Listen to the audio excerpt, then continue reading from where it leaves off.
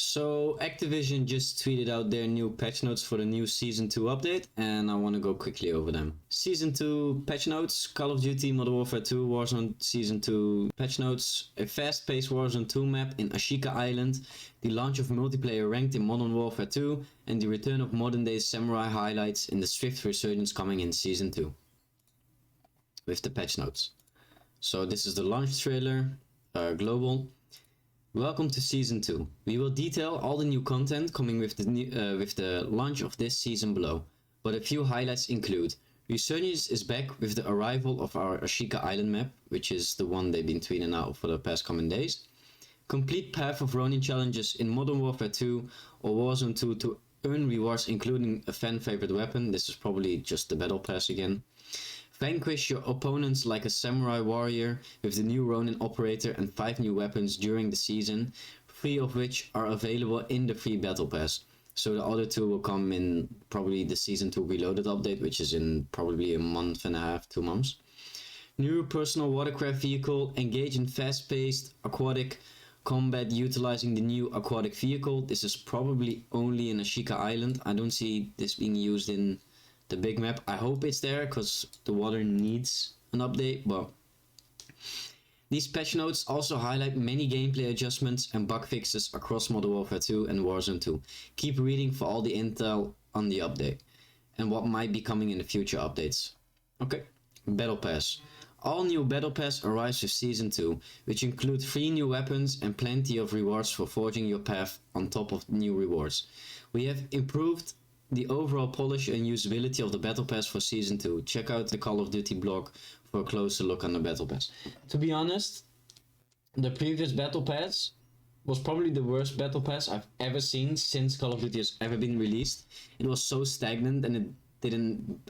to be honest, I haven't used a single skin or weapon blueprint. They're all just black or brown. Events.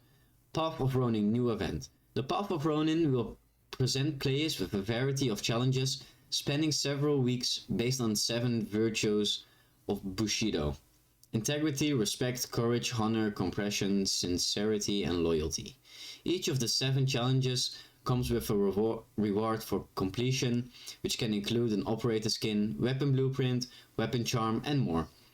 The 3 of these challenges will go live on season launch, with 2 more each following week. Complete them all in Warzone 2 or Modern Warfare 2 to receive the new crossbow weapon. So this crossbow is just gonna be the same one as we've been seeing in the past Call of Duties: Black Ops 1, Black Ops 2, Black Ops 3, Modern Warfare 2, no, not Modern Warfare 2, Warzone 1 and MW2. It's just the same one as Cold War. Progression. At the start of Season 2, the prestige rank cap will be increased to Prestige 10. With the level cap increased to 450, specifically, players can unlock the following new prestige ranks. Prestige 6, unlock at level 300. Prestige 7, unlock at 350. Prestige 8, unlock at level 400. And Prestige 9, unlock at level 450, maximum level that can be achieved in Season 2. The new weapons. So this is the ISO from MW2 but the AR version, which is practically the closest thing we can get to an ACR. So I pray to God this gun is gonna be good, because the ACR is by far my favorite gun to ever be released in any Call of Duty. If any of you have played MW3 or MW2 back in the day, specifically MW3, an ACR with a suppressor and an extended man was just so godly, man. ISO Hemlock Assault Rifle. This powerful and enhanced rifle for expedite firearms to take both 5.56 and subsonic 300 PLK ammunition, providing battlefield advantage in any situation. Can be acquired for free in the Season 2 Battle Pass. So the 5.56 rounds are basically just the rounds every AR takes, and the subsonic 300 PLK rounds are the rounds that don't leave like a skull when you kill someone. In Warzone 1, the M13 had that back in the day. Okay, so the KV broadside shotgun, bringing the power of the 12 gauge to the cast-off platform. The KV broadside is the fastest firing semi-auto firearm in the shotgun class. Destroys targets at close range with impunity. Can be acquired for free in the Battle Pass. Okay, So I've got two main concerns with this gun. If any of you have played Black Ops 2, the first shotgun you unlock, this has to be that gun. I'll put a picture on it in the video so you guys know what I'm talking about. But shotguns don't one-tap in this game, especially now that people have a free plate set, so I hope this gun kinda kills quick so shotguns can be usable. And yeah, that's what I'm hoping for. Dual Kodachi's melee, so these are practically the same ones we had in MW2 A powerful melee weapon that can quickly move towards a target with no long-range attack. Each swipe has an impressive range and faster forward motion towards enemies compared to the knife melee weapon. Though this comes at a slight cost, a slow strafe and sprint speed can be acquired through the battle pass. The crossbow in the marksman rifle category. Silent and agile, this high-performance crossbow fires 20-inch bolts with exceptional lethality. Exclusive customization, distinct functionality, and unique ammunition types put this weapon in a class of its own.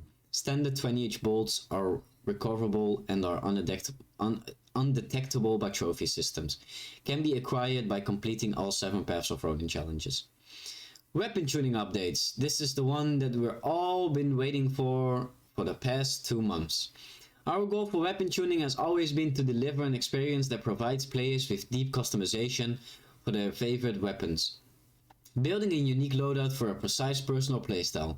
After examining weapon tuning in Season 1, we want to offer value for players by elevating the pros and reducing the cons of tuning attributes. We are committed to making the system more rewarding for players going forward, without sacrificing overall weapon balance across the game. The results of this adjustment will genuinely be felt as an increase in the overall impact of attachments, with the effects of attachment tuning becoming more significant. Tuning balances. Tuning has been enabled for laser items, which is a huge W. Tuning sliders have been updated for numerous attachments. Some beneficial tuning attribute magnitudes have been increased. Some harmful tuning attributes have been decreased. Nice. Season 1 Pro tuned blueprints have been performance adjusted. This is not very interesting, but okay. Weapon balancing. M13B. Increased damage at mid-range. Increased upper torso damage. Nice. Cast off been nerfed. Small damage reduction. Additional long-range damage fall off. This is not nice. Increased semi-auto rate of fire. This is useless. M4. Increased semi-auto rate of fire, which is useless. Fixed STB556. Fixed an issue with the single tap mod magazine attachment, which caused the weapon to deal considerably less damage up the upper leg. We don't need single tap. Okay. Battle rifles. Logman 762. Decreased full auto headshot and torso damage. Increased semi-auto upper torso damage. Increased semi-auto rate of fire. Reduced full auto recoil. Increased damage on long range. Added minimum damage against armor. I mean, this gun has too much recoil to use. Like, these are not significant enough. F-Tech Recon. Decreased full auto upper torso damage. Sped up ADS time. Reduced full auto recoil. Increased close range damage distance. Increased lower torso damage multiplier. Added minimum damage against armor. Well, the damage wasn't the problem with this gun. The gun has a 15 round mag, which is practically useless. SO14, the gun with the most recoil in this game.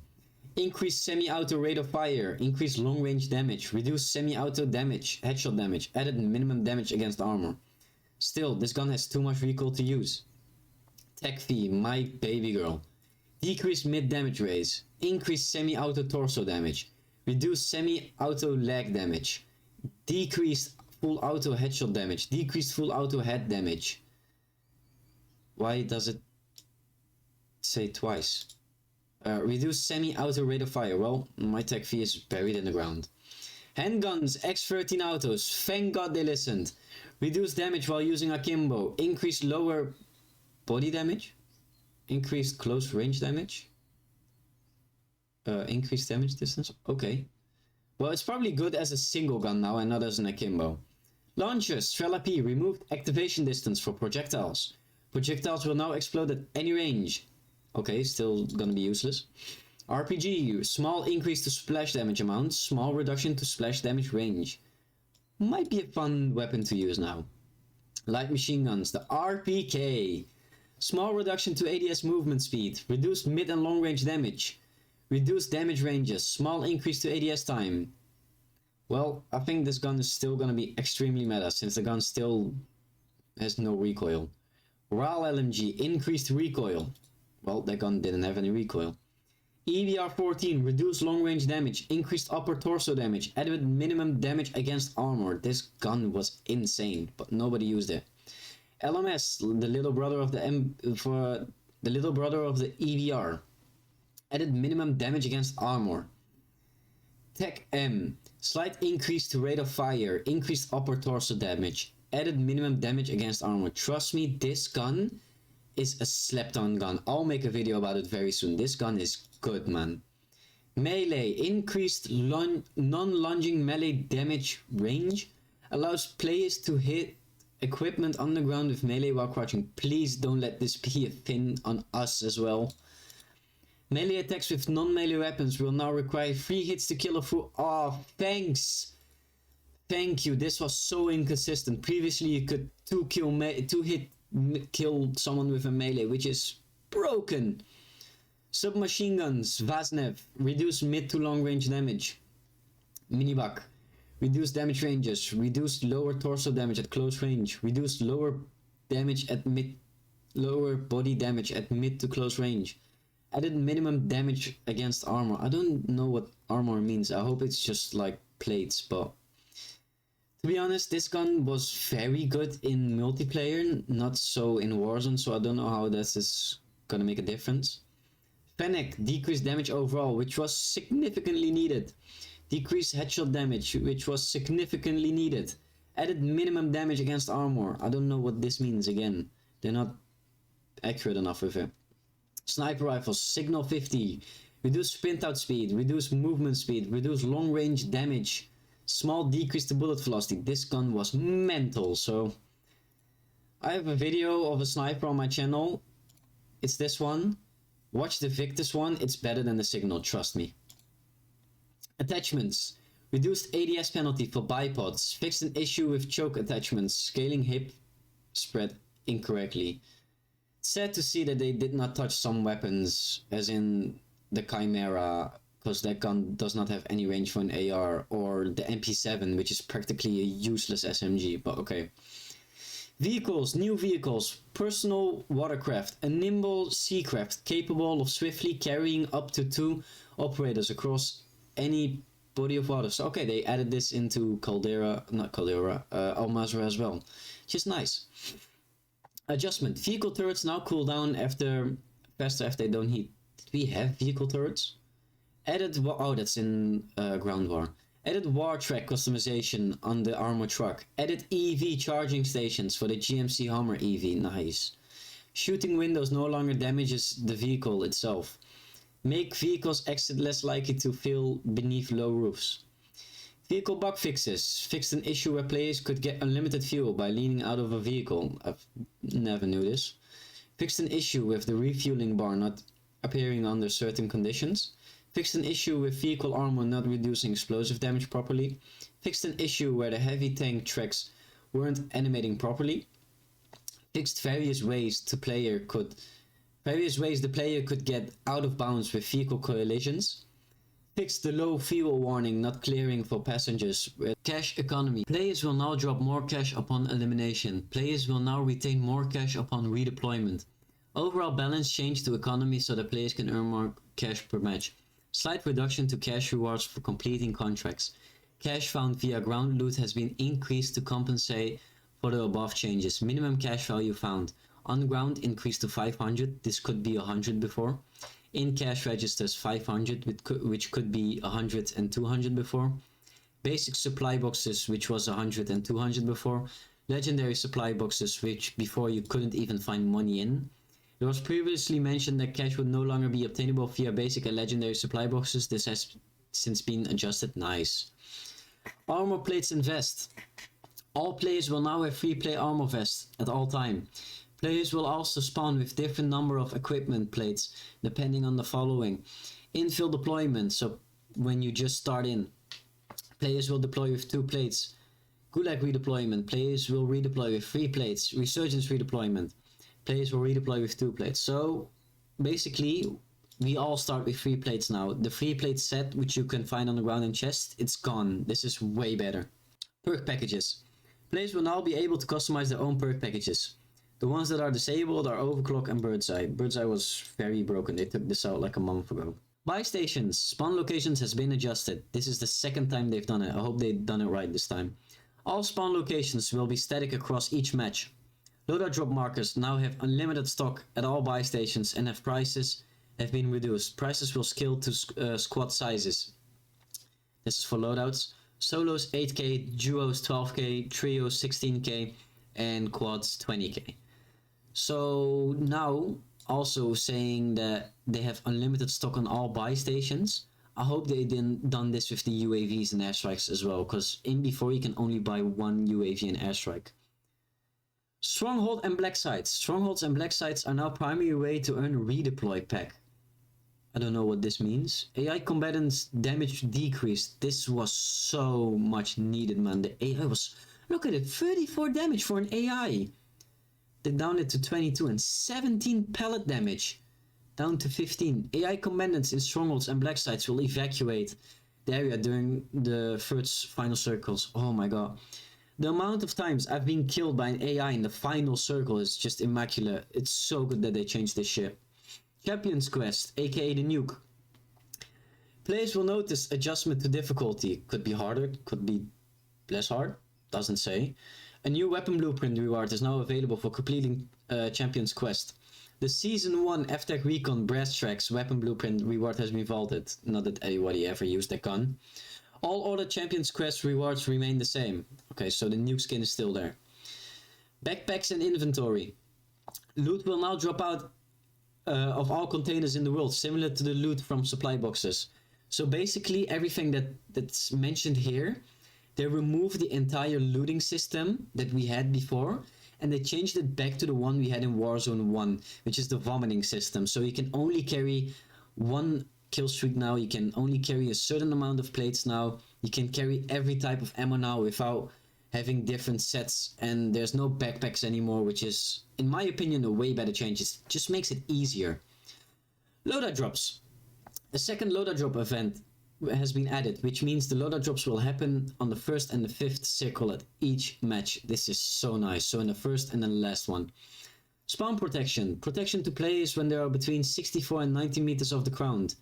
This is very bad. So you cannot shoot people out of the air anymore when they just fly in the air. That's very broken. Gulag. So the 1v1 Gulag is back. Players will now face each other 1v1 in the Gulag. Flag control has been replaced the jailer. Thank God. Player loadouts will change as circle progresses and can include either assault rifles, submachine guns, LMGs as primary weapons. Handguns will remain available as secondary weapons, snapshot grenade and tactical equipment. Shotguns have been removed. Cash will now spawn as ground loot. Okay, in the Gulag or... Improvements. Pre-match loadout selection. So back in Warzone 1 you could, in the pre-match you could choose your loadout. It's back. Plating improvements. Global plating animation speed increased by approximately 25%, which is nice. Movement speed increased while plating. Players can now sprint while plating. Players can now bust through doors while plating. Nice. Ping visibility. Each squad member will now have unique color highlights in their name and pings. Nice. Interrogation. To reveal mechanic has been changed from orange outline to a red marker that remain consistent with similar mechanics. Loot improvements. Improvement to separation of loot and on steep inclines and tight areas. I don't know what this means. I hope it's just good. Combat record for Warzone is back. Nice. It doesn't carry over from Season 1 though, so all the wins you had back in the day, they're all reset. The play again button is back. It's been gone since November 16th. Bug fixes. There's a lot of them. Fixed collision issues with various elements across all maps are allowing players to exploit peek shoot through them. Okay, so the out of map glitching is gone. Hopefully all of them are fixed. Thank God. Fixed an issue causing loadout icons to disappear on the tag map, which was very broken. Only people that redeployed could see them back in the map. Fixed an issue where custom loadouts would reset to the default loadout after exiting a match. This happened to me every single match. Fixed an issue where players could continue drive vehicles after running out of fuel. Fixed an issue where the revive pistol could be duplicated. Fixed an issue where the revive pistol would not do a melee damage to a down player. Fixed an issue where stronghold bombs could be defused through walls. Fixed an issue where the Champion's Quest bomb site would spawn near water and cause a physic issue. Fixed an issue where helicopters could sometimes clip through the control tower on Al Malik Airport. Fixed an issue that caused obstructed or misallocated loot. I think this is when you were duplicating a gun and it turned into a legendary one. There was a bug for a while. Fixed an issue caused geographic elements to float. Fixed an issue that caused corrupted lighting inside of one of Mauize Marsh buildings. Fixed an issue where loadout drops around Mauize Marsh. Fixed an issue where the heartbeat sensor was tracking incorrectly. I don't even know if someone uses this thing still, but okay. Fixed an issue that allowed players to duplicate field upgrades. Fixed an issue that allowed players to see bonus battle royale challenge prior to completing daily bonus. Okay, so this is it for the update on Warzone specifically. If you have any questions, please leave them in the comment section below. I'll leave a link for this in the bio and I'll see you guys later. Bye!